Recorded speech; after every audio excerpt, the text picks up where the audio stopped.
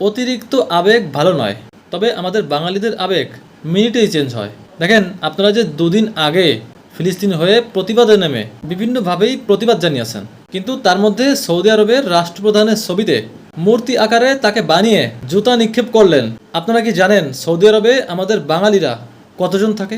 30 লক্ষ বাঙালি সৌদি আরবে থাকে, এবং সৌদিরা এসব বিষয়ে প্রচুর সেন্সিটিভ। এটার ইফেক্ট কোথায় কোথায় কিভাবে পড়বে আপনাদের ধারণা আছে? আবারও বলি, 30 লক্ষ বাঙালি সৌদি আরবে কাজ করে, সেখান থেকে দিনরাত পরিশ্রম করে টাকা পাঠায়, তার পরিবার চলে বাংলাদেশে। একদম শুধু শুধু আপনারা এটা করেছেন।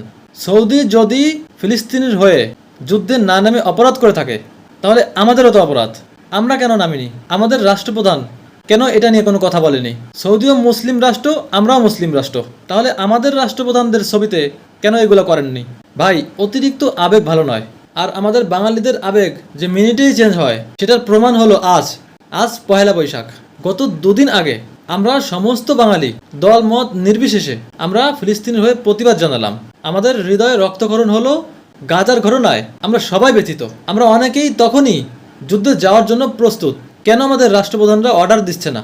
আমরা সেই দাবি নিয়ে মিছিলও করেছি। তবে দুদিন পরে এসেই আজকে আমরা ধুমধাম করে পহেলা বৈশাখ, শুভ নববর্ষ উদযাপন করছি। সমস্ত এলাকায় কনসার্ট, বিভিন্ন ধরনের নাচ গান চলতেছে, এবং লাল পানি খাওয়া তো আছেই। এবং আরও একটা মেইন বিষয়, আমাদের সরকার পক্ষের একটা আয়োজন, যেটা আমরা অনেকেই লাইভ দেখেছি, এবং যেটা ডেমো আমরা 2-3 দিন আগেই দেখেছি। সংসদ ভবনের ওখানে যে শোয়ের আয়োজন করা হয়েছে আমাদের উপদেষ্টা ফারুকের মাধ্যমে। তিনি সাংস্কৃতিক বিষয়ের উপদেষ্টা, এজন্য তার এটা দায়িত্ব। তিনি এবার ব্যতিক্রম ধর্মী একটা আয়োজন করলেন। ভাই, এই আয়োজনটা আমরা যতই সহজভাবে দেখতেছি, আপনারা কি মনে করতেছেন এটা কি কোনো প্রজেক্টর দিয়ে করা হয়েছে? না ভাই, একদমই নয়। আমরা সেখানে দেখতেছি আবু সাঈদের ছবি ভেসে আসতেছে, মুগ্ধর ছবি ভেসে আসতেছে, এবং অন্যান্য অনেক কিছুই দেখেছি। এগুলা কি প্রজেক্টর দিয়ে আলোর মাধ্যমে করা হয়েছে? না ভাই, একদমই নয়। এখানে হাজার হাজার ড্রোন ব্যবহার করা হয়েছে, যার প্রত্যেকটি ড্রোনের দাম সর্বনিম্ন 10 লাখ টাকা।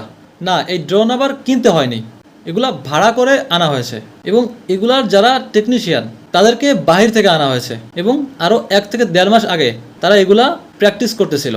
এই দলটির 1 মাসের খরচ সহ, এবং এই যে ড্রোন খরচ, এগুলা সর্বনিম্ন হলেও 10 কোটি টাকা খরচ হয়েছে। দেখেন ভাই, একটু যাচাই করেন, তাহলে জানতে পারবেন। এই কথাটি কেন বলতেছি সেটা হলো, আমি মনে করি এটার কোনো প্রয়োজনই ছিল না।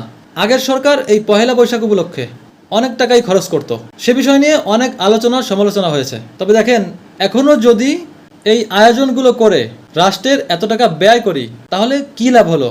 দেখেন, সেখানে দেখলাম জুলাই 3600 ভেসে উঠলো, অথচ সেই জুলাইয়ের যারা আহত হয়েছিল তারা এখনো হসপিটালে বেডে গড়াগড়ি করতেছে, কান্না করতেছে। ভালো চিকিৎসার অভাবে তারা সেরে উঠতে পারছে না। অথচ আজ আনন্দ শোভাযাত্রার নামে কত আয়োজন, এবং এদিকে আমাদের সাধারণ মানুষদের কথা এই সরকার কতটুকু ভাবেন জানি না। প্রতিনিয়তই নিত্য প্রয়োজনীয় জিনিসের দাম বেড়েই চলেছে। কোনো কিছুর কথাই বললাম না, শুধু সয়াবিন তেলের কথাই বলি। গতকাল থেকে প্রতি লিটার সয়াবিন তেলের 14 টাকা করে বাড়িয়ে দেওয়া হয়েছে, এবং সবজির দাম এখন আর কম নেই। প্রতিনিয়তই বেড়েই চলেছে। দেখেন, সাধারণ মানুষের এই কষ্ট আমার মনে হয় কোনো সরকারই কখনোই বুঝবে না। এসির মধ্যে থেকে বাজারের খবর জানা যাবে না। বাজারের খবর জানতে হলে বাজারে যেতে হবে। কোনো কিছুই এখন হাতের নাগালে নেই। তো সবশেষে এটাই বলতে চাই, আমাদের পার্শ্ববর্তী দেশ ভারত, তারা অলরেডি আমাদের থেকে মুখ উঠিয়ে নিয়েছে, এবং অন্যান্য অনেক দেশ আমাদের সাথে কোনো ধরনের ব্যবসা কন্টিনিউ করতে চাচ্ছে না। এটা বাংলাদেশের জন্য খুবই ক্ষতির কারণ। আমাদের 2 দিন আগের ওই অতিরিক্ত আবেগ দেখানো একদমই ঠিক হয়নি।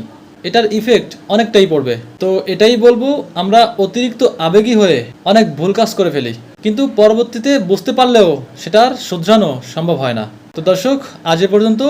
আমার কথাগুলো যদি ঠিক মনে হয় আপনারা বলবেন, এবং যদি ভুল কিছু বলে থাকি সেটাও বলবেন। সবাই ভালো থাকবেন, সুস্থ থাকবেন। Bye bye.